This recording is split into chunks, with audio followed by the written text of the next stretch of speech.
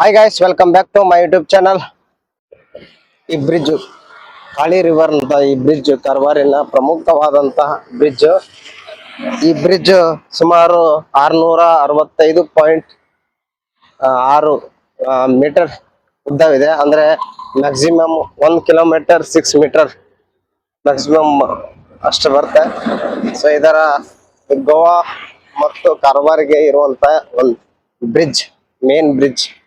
ಈ ಬ್ರಿಡ್ಜಿನ ಬಲಭಾಗಕ್ಕೆ ನೋಡಿದ್ರೆ ಒಂದು ದ್ವೀಪ, ಚಿಕ್ಕ ದ್ವೀಪ ಕಾಣುತ್ತಲ್ಲ, ಆ ದ್ವೀಪದಲ್ಲಿ ವರ್ಷದಲ್ಲಿ ಒಂದ್ಸಾರಿ ಕಾಳಿಕಾ ದೇವಿ ದೇವಸ್ಥಾನ ಇದೆ. ಆ ದೇವಿಯ ದೇವಸ್ಥಾನದಲ್ಲಿ ದೊಡ್ಡದಾದಂತ ಜಾತ್ರೆ ನಡೀತಿದೆ. ಸೊ ಇಲ್ಲಿಂದ ಈ ಕಡೆಯಿಂದ ಆ ಕಡೆ ಹೋಗಿ ಆ ಜಾತ್ರೆಯನ್ನ ಮಾಡ್ತಾರೆ. ಬೋಟಿನ ಸಹಾಯಕ ಅಲ್ಲಿ ಹೋಗಿ ತಪ್ತಾರೆ ಆ ದ್ವೀಪದಲ್ಲಿ. ಸೊ ಹಾಗೆ ಎಡಭಾಗದಲ್ಲಿ ಬಂದ್ರೆ ನೀವು ಕಾಣ್ತಾ ಇರ್ಬೋದು, ಅಲ್ಲೊಂದು ದ್ವೀಪ.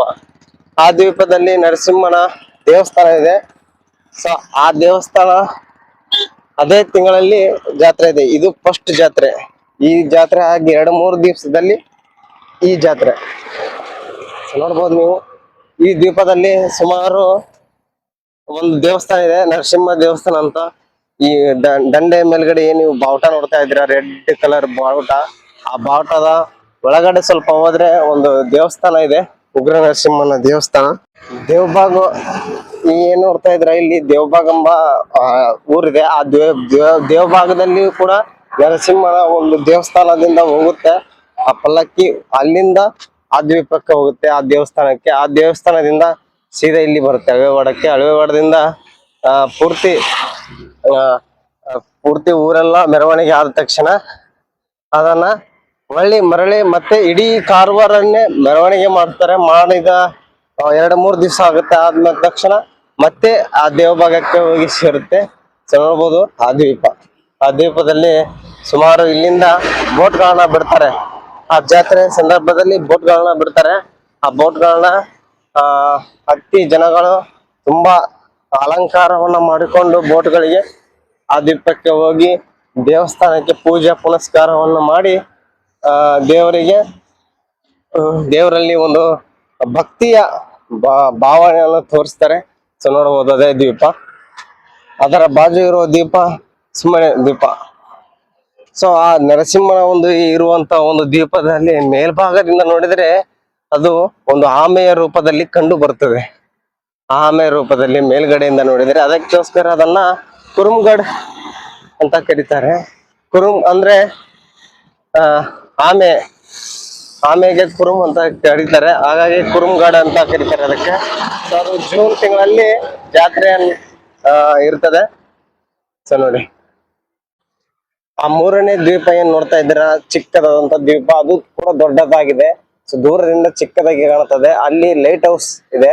ಸೊ ಅದು ದೊಡ್ಡ ದೊಡ್ಡ ಬೋಟ್ ಕಂಟೈನರ್ ಗಳಿಗೆ ಒಂದು ದಾರಿಯ ತೋರಿಸುವ ದಿಕ್ಕಿನ ರೂಪದಲ್ಲಿ ಸಹಾಯವಾಗುತ್ತೆ. ಸೊ ಅದು ಈ ಕಡೆ ದ್ವೀಪವಿದೆ ಎಂದು ಮುನ್ನೆಚ್ಚರಿಕೆಯಿಂದ ಲೈಟ್ ಅನ್ನ ಸೊ ಅವರಿಗೆ ಕಾಣುವ ಹಾಗೆ ಫೋಕಸ್ ಮಾಡ್ತಾರೆ.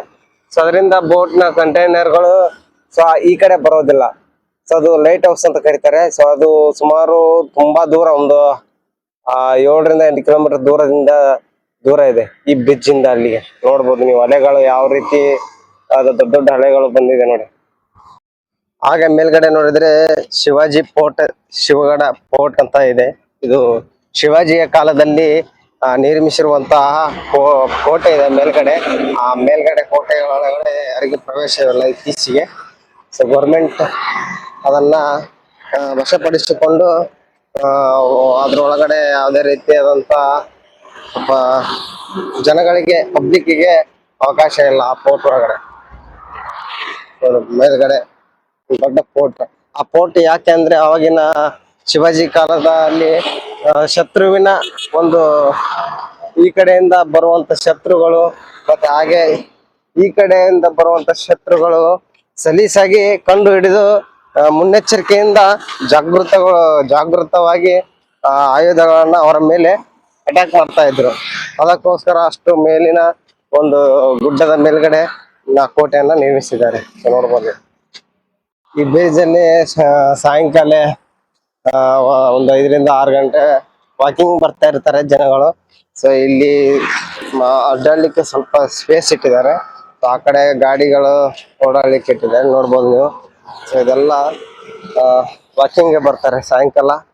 ವಯಸ್ಸಾದವರು ಮತ್ತೆ ಚಿಕ್ಕ ಚಿಕ್ಕ ಮಕ್ಕಳು ಎಲ್ಲ ಸಾಯಂಕಾಲ 5 ರಿಂದ 6 ಗಂಟೆವರೆಗೂ ವಾಕಿಂಗ್ ಮಾಡ್ತಾ ಇರ್ತಾರೆ, ನೋಡ್ಬೋದು. ಇದು ಹೆದ್ದಾರಿ ಬಂದ್ಬಿಟ್ಟು ಗೋವಾದ ಪ್ರಮುಖ ಹೆದ್ದಾರಿ ಇದು, ಕಾರವಾರಿಂದ. ಇಲ್ಲಿ ನೋಡಿ ಮುಂದ್ಗಡೆ ವಿಶ್ರಾಂತಿ ಪಡ್ಕೊಳ್ಳಿಕ್ಕೆ ಒಂದು ಕುಂದ್ರಲಿಕ್ಕೆ, ವಿಶ್ರಾಂತಿ ತಗೊಳ್ಳಿಕ್ಕೆ ನೋಡಿ ಯಾವ ತರ ಒಂದು ಚೇರ್ ಗಳನ್ನ ಮಾಡಿಟ್ಟಿದ್ದಾರೆ ನೋಡಿ. ವಾಕಿಂಗ್ ಬರ್ತಿರ್ತಾರಲ್ಲ ಅವ್ರಿಗೆ ಕುಂದ್ರಲಿಕ್ಕೆ, ರೆಸ್ಟ್ ಮಾಡ್ಲಿಕ್ಕೆ, ಮತ್ತೆ ಇಲ್ಲಿಂದ ಫೋಟೋ ಗಿಟೋ ತಗೊಳ್ಳಿಕ್ಕೆ ಚಲೋ ವ್ಯೂ. ಇದೆಲ್ಲ ಮಳೆಗಾಲದಲ್ಲಿ ಅಲ್ಲೆಲ್ಲ ರೆಸ್ಟ್ ತಗೊಳ್ಳಿಕ್ಕೆ, ಮತ್ತೆ ಯಾವ್ದಾದ್ರು ದೂರದಿಂದ ಬಂದಂತ ಟೂರಿಸ್ಟ್ ಗಳಿಗೆ ಅಡಿಗೆ ಮಾಡ್ಲಿಕ್ಕೆ ತುಂಬಾ ಸಹಾಯಕವಾಗಿದೆ ಇದು, ಈ ಪ್ಲೇಸ್ ನೋಡ್ಬೋದು ನೀವು. ಸರಿ. ಸೊ ಹಾಗೆ ಕೆಳಗಡೆ ಬಂದ್ರೆ, ಬ್ರಿಡ್ಜ್ನ ಕೆಳಗಡೆ ಬಂದ್ರೆ 2024ರಲ್ಲಿ ಇಲ್ಲಿ ಹಳೆಯದಾದ ಬ್ರಿಡ್ಜ್ ಇತ್ತು. ಆ ಬ್ರಿಡ್ಜ್ ಬಿದ್ದೋಗಿದೆ. ಆ ಬ್ರಿಡ್ಜ್ ನ ಒಳ್ಳಿ ಹೊಸದಾಗಿ ಮಾಡ್ತಾ ಇದ್ದಾರೆ, ನೋಡ್ಬೋದು ನೀವು. ಕೆಲಸ ನಡೀತಾನೆ ಇದೆ. ಅಲ್ಲಿಂದ ಇಲ್ಲಿ ಬಂದು ಆ ಬ್ರಿಡ್ಜ್ಗೆ ಕನೆಕ್ಟ್ ಆಗುತ್ತೆ, ನೋಡ್ಬೋದು ನೀವು. ಎಲ್ಲ ಕೆಲಸ ನಡೀತಾ ಇದೆ. ಆದ್ರೆ ಈಗ ಮಳೆಗಾಲ ಇರೋದ್ರಿಂದ ಅಷ್ಟೊಂದು ಫಾಸ್ಟ್ ಇಲ್ಲ, ಕೆಲಸ ಸ್ಲೋ ಆಗಿದೆ. ಸೊ ಮಳೆಗಾಲದಲ್ಲಿ ಪೂರ್ತಿ ನಿಲ್ಲಿಸಿ ಬಿಡ್ತಾರೆ ಕೆಲಸನ, ಯಾಕಂದ್ರೆ ಕೆಲಸ ಮಾಡ್ಲಿಕ್ಕೆ ಆಗೋದಿಲ್ಲ ಮಳೆಗಾಲದಲ್ಲಿ. ಸೊ ಹಾಗೆ ನೋಡ್ಬೋದು ನೀವು, ಫಿಶ್ ಮ್ಯಾನ್ ಯಾವ ತರ ಫಿಶ್ ಹಿಡಿತಾ ಇದ್ದಾನೆ ಅಂತ. ಒಬ್ಬನೇ ಒಂದು ಗಾಣ ಹಾಕಿ ಗಾಣದ ಮೂಲಕ ಮೀನನ್ನ ಹಿಡಿತಾ ಇದೆ. ಏನ್ ನೀವು ಚಿಕ್ಕ ದ್ವೀಪವನ್ನು ನೋಡ್ತಾ ಇದ್ರ, ಆ ದ್ವೀಪದಲ್ಲಿ ನಾ ಹೇಳಿದೆಲ್ಲ ಜನವರಿ ತಿಂಗಳಲ್ಲಿ ಈ ಕಾಳಿಕಾ ದೇವಿಯ ದೇವಸ್ಥಾನದ ಜಾತ್ರೆ ನಡೆಸಿದೆ. ತುಂಬಾ ಅತಿ ಹೆಚ್ಚಿನ ಜನಸಂಖ್ಯೆಯಲ್ಲಿ ಭಕ್ತರು ಈ ದೇವಸ್ಥಾನಕ್ಕೆ ಹೋಗ್ತಾರೆ. ಸೊ ಬೋಟಿನ ಮೂಲಕ ಹೋಗ್ತಾರೆ, ನೋಡ್ಬೋದು ನೀವು. ಸಮುದ್ರದ ಆಳ ಎಳೆದಿದೆ, ನೀರು ಸ್ವಲ್ಪ ಸರಿದಿದೆ ನೋಡಿ. ಇಲ್ಲಿವರೆಗೂ ಇರ್ತದೆ ನೀರು, ಈಗ ಎಲ್ಲ ಅಲ್ಲಿವರೆಗೂ ಹೋಗಿದೆ ನೀರು. ಇಲ್ಲೆಲ್ಲ ಸ್ಟೆಪ್ಗಳಿದೆ ಹೋಗ್ಲಿಕ್ಕೆ ಬರ್ಲಿಕ್ಕೆ ನೋಡಿ, ಪೂರ್ತಿ ಅಲ್ಲಿವರೆಗೂ ಸ್ಟೆಪ್ ಇದೆ. ಆದ್ರೆ ಲೈಕ್ ಮಾಡಿ, ಶೇರ್ ಮಾಡಿ, ಸಬ್ಸ್ಕ್ರೈಬ್ ಮಾಡಿ ಅಂತ ಹೇಳ್ತಾ, ಇದೇ ತರಹ ಮುಂದಿನ ಬರುವಂತ ವಿಡಿಯೋಗಳಿಗೆ ಸಬ್ಸ್ಕ್ರೈಬ್ ಮಾಡಿ. ಮುಂದಿನ ವಿಡಿಯೋದಲ್ಲಿ ಮತ್ತೆ ಸಿಗೋಣ.